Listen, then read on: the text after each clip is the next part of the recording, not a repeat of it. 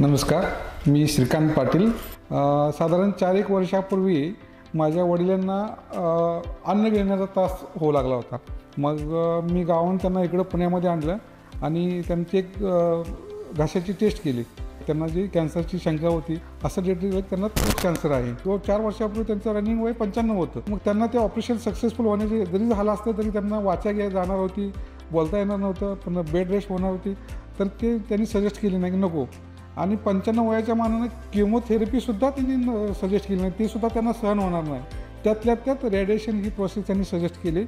त्या केसमध्ये डॉक्टर जगदीश शिंदे यांनी जवळपास मध्ये 1 महिना डेली 1 दिवस आड किंवा प्रत्येक जे काही शेड्यूल ठरलं होतं टोटल 16-36 करतात। परंतु माझ्या वडिलांचं वय आणि तब्येत बघता त्यांनी 16 शीट्स त्यांनी प्लॅन केल्या आणि आम्हाला धाकधूक होती की ह्या वयाच्या मग त्यांना सहन होईल नाही होईल कसं होईल।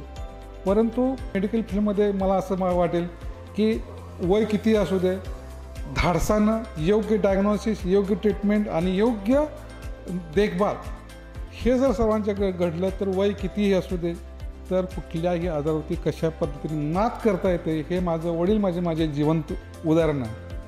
आणि ह्या गोष्टीबद्दल मी आदित्य बिर्ला हॉस्पिटल, डॉक्टर जगदीश शिंदे ह्यांचं शतशः आभार मानतो।